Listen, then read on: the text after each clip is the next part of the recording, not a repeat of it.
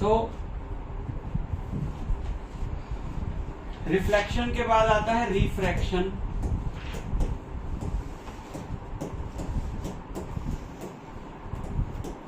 Refraction क्या है कि जब एक लाइट रे एक मीडियम से दूसरे मीडियम में एंटर करती, जैसे ये एक इंटरफेस है। इंटरफेस का मतलब होता है जो एक मीडियम को सेपरेट कर रही हो लाइन। जैसे यहां पर है एयर और यहां है वाटर, तो जो पानी का सरफेस है उसे हम क्या बोलेंगे? इंटरफेस, है ना। यहां जैसे ग्लास स्लैब रखी है तो ग्लास का जो सरफेस है उसको हम बोलेंगे इंटरफेस। तो क्या होगा? रिफ्रैक्शन जो है, अब रिफ्लेक्शन में क्या होता था? रिफ्लेक्शन में जो हम पढ़ चुके हैं, रिफ्लेक्शन में क्या होता था?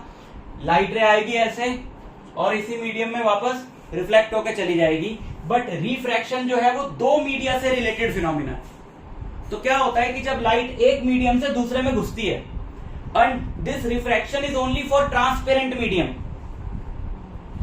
ये दीवार जैसा जो मीडियम है इसके लिए हम नहीं करने वाले रिफ्रैक्शन। रिफ्रैक्शन किसके लिए? ट्रांसपेरेंट मीडियम के। ट्रांसपेरेंट जैसे ग्लास, वाटर, कुछ ऑयल्स, सारे ऑयल तो ट्रांसपेरेंट नहीं होते बट कुछ होते हैं। तो जो भी ट्रांसपेरेंट मीडियम है उसके लिए रिफ्रैक्शन लगेगा। सो क्या है रिफ्रैक्शन? जैसे ये लाइट रे आई, तो जब भी लाइट रे एक मीडियम पे गिरती है इंटरफेस पे, तो उसके दो पार्ट हो जाते हैं। एक पार्ट इसी मीडियम में वापस रिफ्लेक्ट हो जाता है और दूसरा पार्ट दूसरे मीडियम में चला जाता है।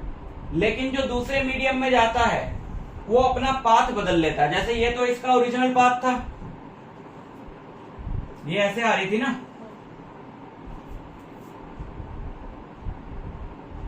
ये ऐसे आ रही थी, तो क्या होगा? इसके पाथ में थोड़ा सा चेंज आ जाएगा, बेंडिंग हो जाएगी, ये ऐसे हो जाएगा पाथ।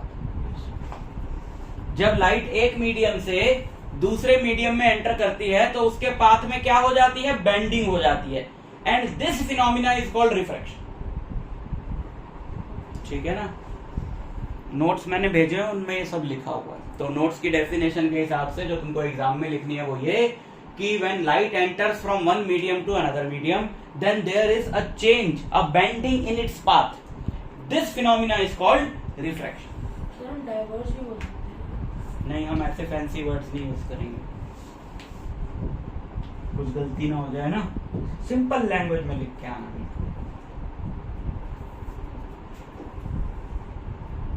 ये क्या है? ठीक है, तो तुम क्या बोलोगे? इसकी जो बेंडिंग हुई है, इसकी जो बेंडिंग हुई है वो टुवर्ड्स नॉर्मल हुई है या अवे फ्रॉम नॉर्मल हुई है?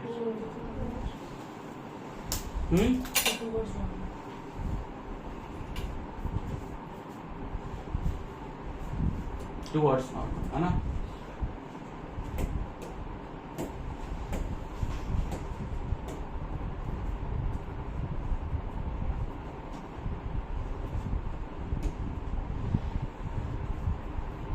ठीक, तो इसमें कुछ पार्ट रिफ्लेक्ट होता है। जैसे मैंने तुम्हें बताया था ना कि जैसे ये ग्लास लगा है, अब इस ग्लास में अगर मैं देखता हूं तो मुझे अपना भी इमेज दिखाई देता है और मुझे दूसरी तरफ की चीजें भी दिखाई देती हैं। अपनी इमेज हमें तभी दिखाई देती है जब रिफ्लेक्शन हुआ हो, दूसरी तरफ की चीजें तभी दिखाई देती हैं जब रिफ्रैक्शन हुआ। दूसरी तरफ की चीजें तभी दिखाई देंगी ना जब लाइट दूसरी तरफ जाएगी। लाइट दूसरी तरफ गई, सामने वाले दीवार से टकरा के वापस आई, फिर इस शीशे को पार किया, फिर मेरी आंखों पे आई, तो मुझे दूसरी तरफ का दिख रहा है। मतलब लाइट पार भी हुई है और रिफ्लेक्ट भी हुई है, तो मतलब इसमें रिफ्रैक्शन भी हुआ है और रिफ्लेक्शन भी हुआ है। अब वो डिपेंड करता है सरफेस पे। देखो, अगर हम इसको देखें तो ज्यादा क्या लग रहा है? बाहर की चीज ज्यादा दिख रही है या हमें अपनी इमेज ज्यादा दिख रही है? बाहर की चीज ज्यादा दिख रही है। तो मतलब लगभग 80-90% तो रिफ्रैक्शन हुआ और 10% रिफ्लेक्शन हुआ। समझ नहीं बात? अब जैसे ये मिरर है, इस मिरर पे दूसरी तरफ का दिख ही नहीं रहा, तो इस पे 100% क्या होगा? रिफ्लेक्शन। क्योंकि सर ये ओपेक है ना। मिरर ओपेक नहीं है, मिरर रिफ्लेक्टिंग है। हाँ, ये दीवार ओपेक है, हाँ। ठीक है। ओपेक की तो बात ही नहीं कर रहे ना हम लाइट चैप्टर में। लाइट चैप्टर में ओपेक का कोई लेना देना नहीं।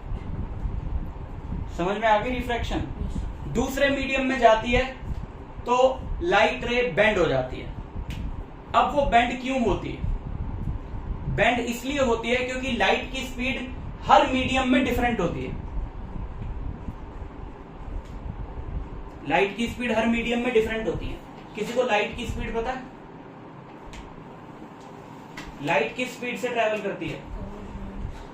हाँ? 3 कुछ था। लाइट की स्पीड बहुत इजी है याद रखनी। लाइट की स्पीड है 3 लाख किलोमीटर पर सेकेंड। अब तुम इमेजिन कर लो 3 लाख किलोमीटर एक सेकेंड। चांद पे पहुंच जाओगे लाइट की स्पीड से 1 सेकेंड में। यहां पे बैठे बैठे मून का जो डिस्टेंस है वो 3.5 लाख किलोमीटर है एवरेज अर्थ से। तो यहां पे बैठे बैठे मून पे पहुंच जाओगे 1 सेकेंड में लाइट की स्पीड से। चलो इतनी ज्यादा स्पीड होती है लाइट की, ठीक है। 1 सेकेंड में 7 चक्कर लगा लोगे अर्थ के। तो लाइट की स्पीड बहुत ज्यादा है, 3 लाख किलोमीटर पर सेकेंड। बट ये लाइट की स्पीड जो है ना, ये वैक्यूम में है या एयर में है? अगर वाटर के थ्रू लाइट जाएगी या ग्लास से लाइट ट्रेवल करेगी या किसी भी और ट्रांसपेरेंट मीडियम से लाइट ट्रेवल करेगी तो लाइट की स्पीड कम है। तो ये जो 3 लाख किलोमीटर पर सेकेंड है ये सबसे ज्यादा है। समझ में आ रही बात? यानी एयर में या वैक्यूम में। वैक्यूम समझते हो क्या होता है? वैक्यूम क्या होता है? नहीं। जब कोई चीज एयर साफ कर देती है तो वैक्यूम एक ऐसी जगह को बोलते हैं जहां कोई भी मीडियम नहीं होता। सिर्फ एयर। हाँ, कोई और मीडियम होती है, सिर्फ एयर होती है। एयर भी नहीं होती है। एयर कहाँ है? अर्थ के अराउंड एक लेयर है एटमॉस्फेयर, ज्यादा से ज्यादा 50 किलोमीटर तक। उसके बाद तो वो भी खत्म हो जाता है। तो अगर तुम ऊपर जाओगे यूनिवर्स में, प्लैनेट्स के बीच में, स्टार्स के बीच में कुछ भी नहीं है, खाली है। ना वहां एयर है, ना कोई लिक्विड है, ना कोई सॉलिड है। तो जहां पे ना लिक्विड मीडियम है, ना सॉलिड मीडियम है, ना गैसियस मीडियम है, जहां कुछ भी नहीं है, उस जगह को वैक्यूम बोलते हैं। समझ गए? और वैक्यूम में हम जिंदा नहीं रह सकते क्योंकि हम सांस कहां से लेंगे। तो एयर की जो स्पीड है, जो मैं कह रहा हूं 3 लाख किलोमीटर पर सेकेंड, वो वैक्यूम में होती है। और एयर में जब आती है लाइट, एयर की स्पीड बोला मैंने, लाइट की जो स्पीड है वैक्यूम में वो 3 लाख किलोमीटर पर सेकेंड है। और लाइट जब हवा में आती है तो भी उसकी स्पीड में कोई बहुत ज्यादा डिफरेंस नहीं आता, तब भी लगभग उसकी स्पीड क्या रहती है? 3 लाख किलोमीटर पर सेकेंड ही रहती है। तो वैक्यूम में और एयर में हम लाइट की जो स्पीड है वो सेम ही मानते हैं, विच इज 3 लाख किलोमीटर पर सेकेंड। और किसी भी और मीडियम में जब लाइट एंटर करेगी, जैसे वाटर में, ग्लास में, तो उसकी स्पीड घट जाती है, कम हो जाती है। और यही कारण रहता है बेंडिंग का। अब अगर स्पीड कम हो जाएगी तो बेंडिंग क्यों होगी? जैसे लाइट ऐसे आई, अब अचानक इस मीडियम में आके लाइट की स्पीड कम हो गई। अगर ये मीडियम ना आता बीच में तो लाइट का पाथ ऐसे रहता, लेकिन अचानक ये मीडियम आ गया बीच में जिसमें लाइट की स्पीड कम हो गई। अब तुम सोचो, तुम एक गली में घुसो और उस गली में बहुत भीड़ भाड़ हो, तो तुम छोटा रास्ता पकड़ोगे ना, छोटा रास्ता ढूंढोगे कि कम टाइम पे बाहर निकल सके। समझ आ रही बात? लाइट भी यही करती है। जैसे ही उसने देखा ये भीड़ भाड़ बहुत ज्यादा, इसकी स्पीड कम हो गई इस मीडियम में, तो उसने छोटा रास्ता पकड़ा, उसने कहा ये ज्यादा छोटा। समझ में आई बात? तो वो बेंड हो जाती है।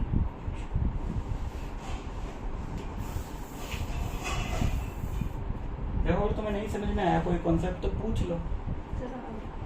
एक्सप्रेशन में समझ नहीं आ रही ना, तो एक्सप्रेशन ऐसा लग रहा है जैसे कि कुछ पल्ले नहीं पड़ रहा। अच्छा, इसको हम बोलते हैं, देखो तो कुछ पार्ट रिफ्लेक्ट होता है और कुछ रिफ्रैक्ट होता है, और मैं बता रहा हूं कि जरूरी नहीं है, हो सकता है परफेक्टली ट्रांसपेरेंट मीडियम हो तो ये रिफ्लेक्ट होगा ही नहीं, सारी की सारी लाइट अंदर चली जाएगी।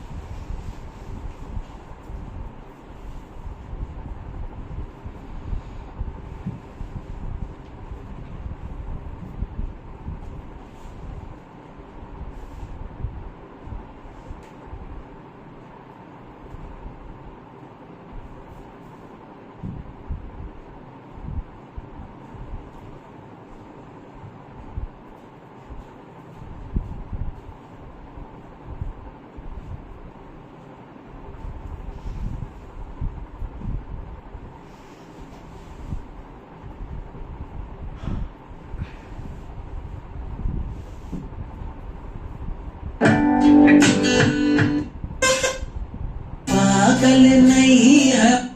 रिफ्रैक्शन थ्रू प्रिज्म के अंदर कैसे शॉट्स आते हैं? अरे मैंने एक बहुत बढ़िया वीडियो देखा था, वो ढूंढ रहा हूँ मैं। इसी टॉपिक पे शॉट्स अगर चाहिए हो तो कहाँ से आएंगे? सर हिस्ट्री पे जाके किसी को जो आपने पुरानी वीडियो देखी थी, वो तो साइन ही नहीं है।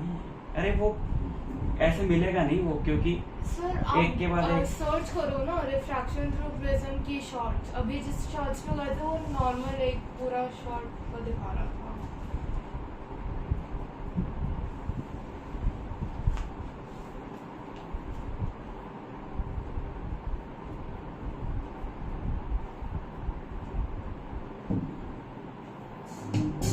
देखो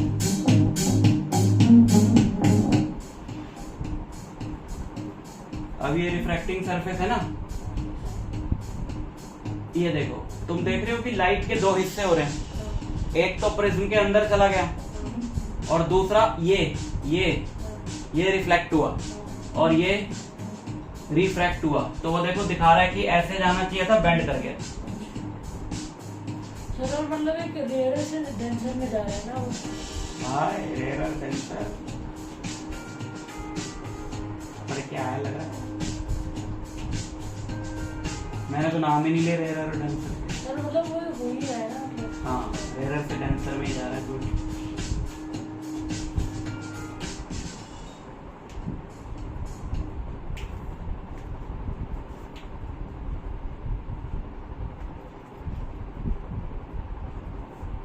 I think we should explore new solutions. Grammarly suggestions can. Hello friends, welcome to our channel Learn and Have. Light bends away from the normal. This happens because light is traveling from a denser medium.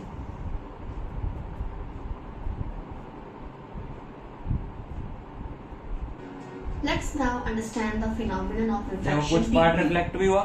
Here we have two different medium in which light is traveling, air and glass. In air, the speed of light is high, very close to its maximum speed in vacuum, which is 3 into 10 to the power 8 meter per second. And in glass, light travels slower, approximately 2 into 10 to the power 8 meter per second. यानी 2 lakh. We call air as rarer medium since light travels faster in it, and glass as denser medium as light travels slower in it. The ray which is falling on the glass slab is known as incident ray. The incident ray on entering the glass slab bends, and then it is known as refracted ray. The ray that comes out of the glass slab is known as emergent ray.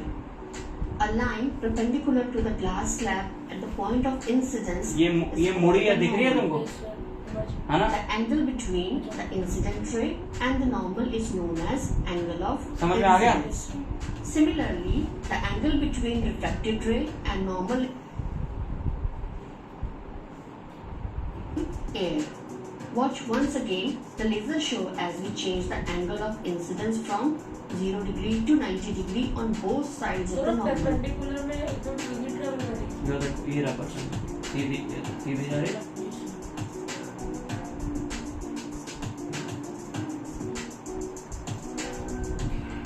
Now we are using two laser torches which are joined using glue. We change the orientation of the laser beam such that both the laser beam appear to coincide when viewed from the top. That means from the camera angle we will see only one laser beam instead of two. We now pass the lower laser beam through the glass slab and the upper laser beam continues to move in the air.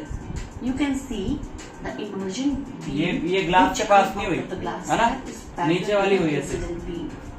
When observed from a different angle, you can see two laser beams. One is passing through air and the other through glass slab. As the opposite side of the glass slabs are parallel,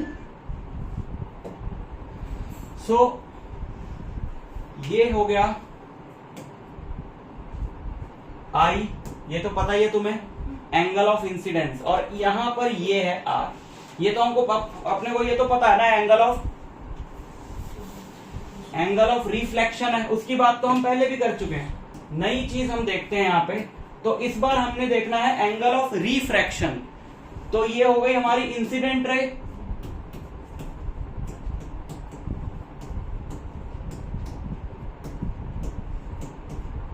और ये हो गई refracted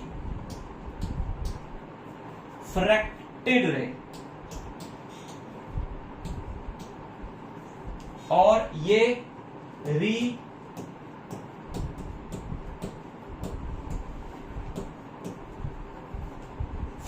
रे, and this one is normal और है पोल नहीं होता है यहाँ पे पोल नहीं होता, वो मिरर के केस में होता है। सो और I is angle of incidence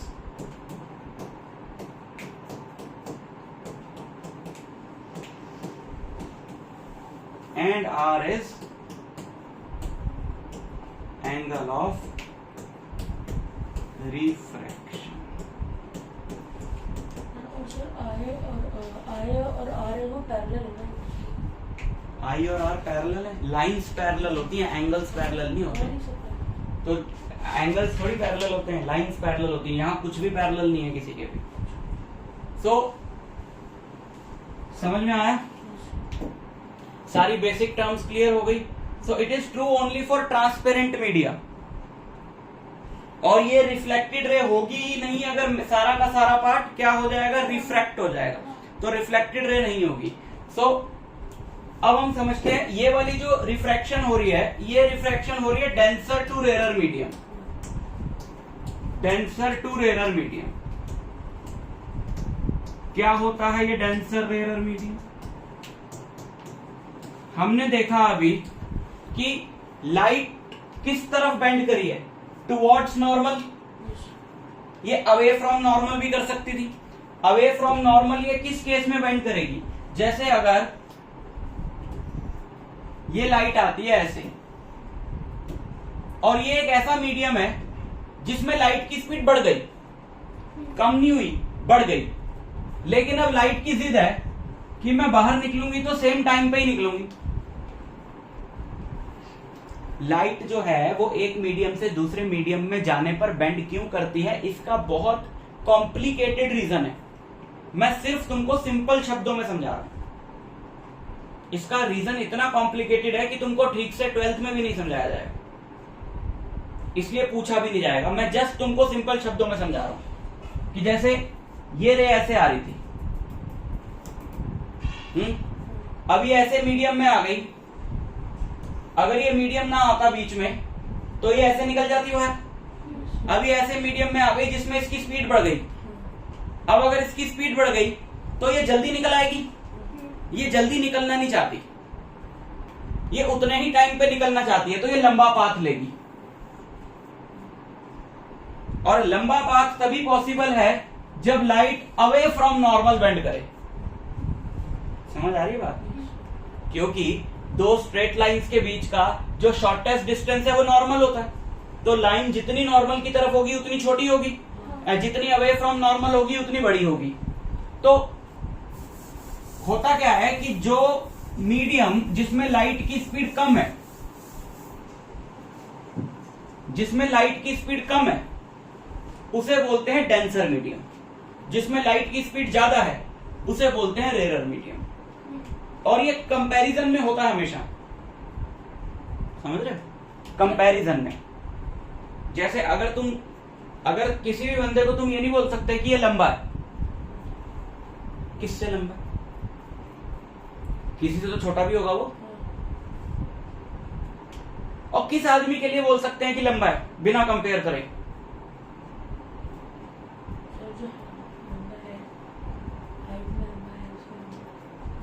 अगर मैं किसी बंदे के लिए बोल रहा हूं कि ये लंबा है या ये छोटा है, तो मुझे कंपेयर करना पड़ेगा ना कि ये रमेश है, ये लंबा है, तो मुझे बताना पड़ेगा सुरेश से लंबा है। बिना कंपैरिजन करे तुम नहीं बोल सकते लंबा है, और बिना कंपैरिजन करे तुम नहीं बोल सकते छोटा है। लेकिन जो दुनिया का सबसे लंबा आदमी है उसको बिना कंपैरिजन के भी बोल सकते हो, क्योंकि वो तो सबसे लंबा। बात समझ में आ रही? रेयरर और डेंसर मीडियम क्या होते हैं? एक ऐसा मीडियम जिसमें लाइट की स्पीड ज्यादा है उसे रेयरर बोलते हैं, पर किससे ज्यादा है? बिना कंपैरिजन के तो नहीं बोल सकते। मैं कह रहा हूं कि ग्लास में लाइट की स्पीड ज्यादा है, किससे ज्यादा है? हनी से ज्यादा है, पर एयर से तो कम है। तो बिना कंपैरिजन के हम रेयरर डेंसर नहीं बता सकते। तो तुम्हें दो मीडिया दिए हैं मैंने, मीडियम का प्लूरल होता है मीडिया। मैंने दो मीडिया दिए तुम्हें, ए और बी। तो जिसमें लाइट की स्पीड ज्यादा है वो रेयरर है दूसरे के कंपैरिजन में, और दूसरा वाला पहले के कंपैरिजन में डेंसर है। समझ रहे हो?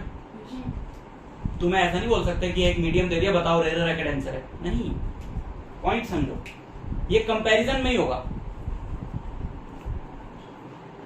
लेकिन एयर या वैक्यूम में तो लाइट की स्पीड सबसे ज्यादा है, तो उसके लिए कंपैरिजन की जरूरत नहीं है, उसको रेयरर बोल सकते हैं। अब ग्लास और वाटर में से कि बताओ कि कौन सा रेयरर है कौन सा डेंसर है, तो देखोगे किसमें स्पीड ज्यादा है किसमें कम। तो डेंसर टू रेयरर मीडियम,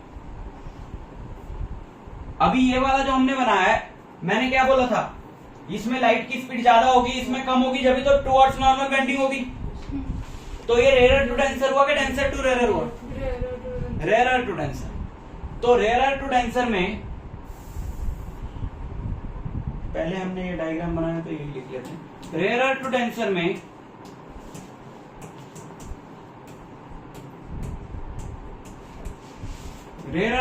में जो बेंडिंग होती है वो होती है टुवर्ड्स नॉर्मल।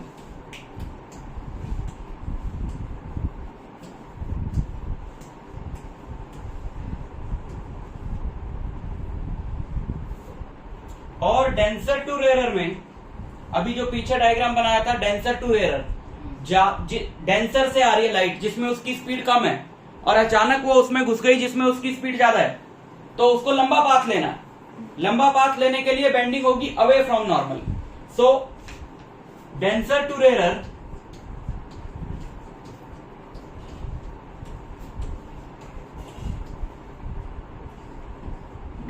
रेयरर में बेंडिंग क्या होगी? Away from normal.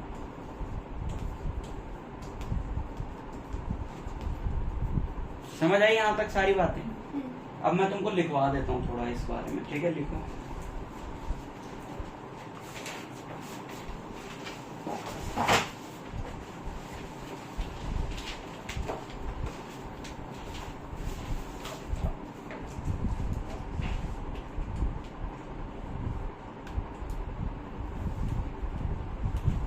हेडिंग डाल लो refraction.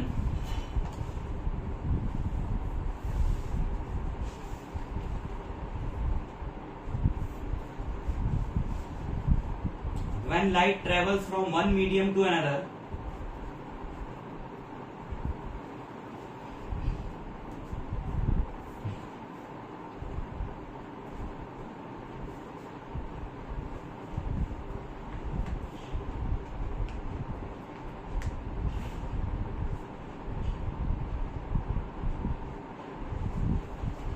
a bending occurs in its path.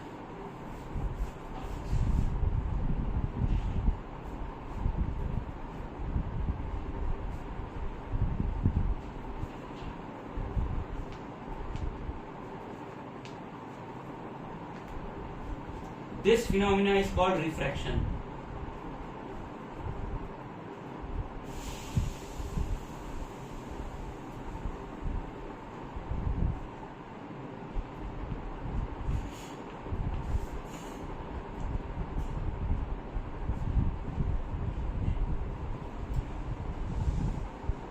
Full stop.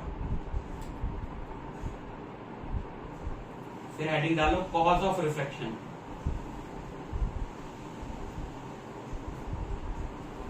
Cause of refraction. कि रिफ्रैक्शन क्यों होता है. Cause of refraction.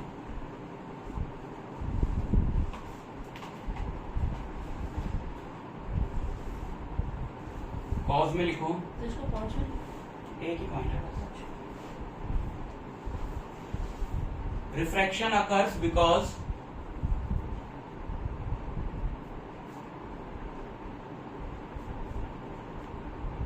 speed of light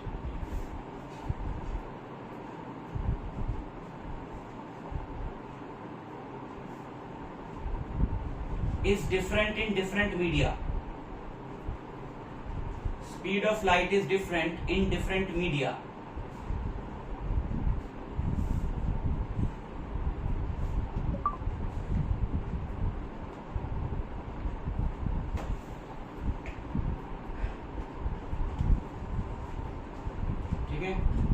एक दो लाइनें और लिख लो, इंपॉर्टेंट है.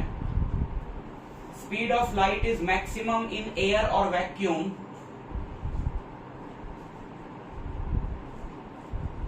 speed of light Speed of light is is maximum in air or vacuum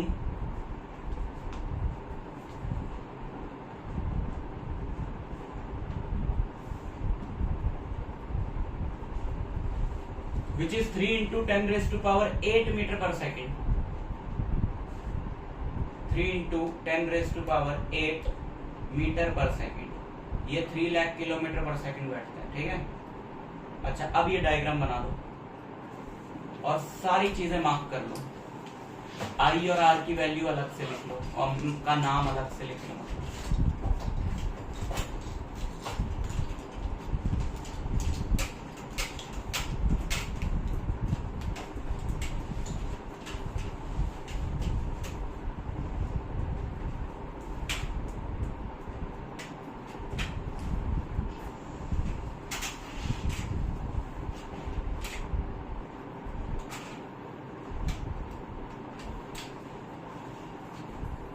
sir our angle of refraction है ना.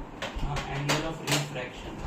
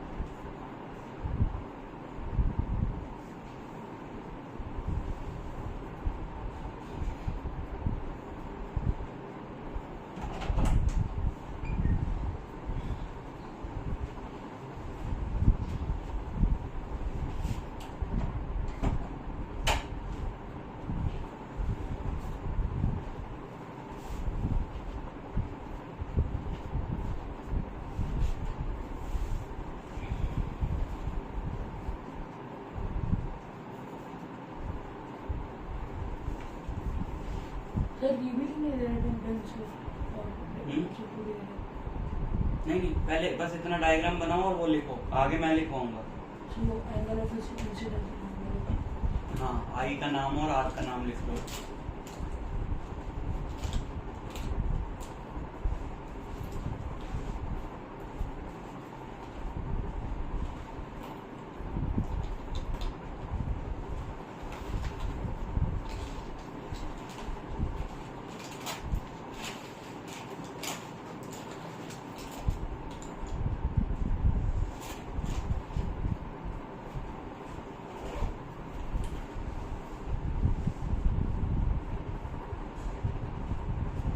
लिखो, अब हेडिंग डालो rarer and denser medium, rarer and denser medium.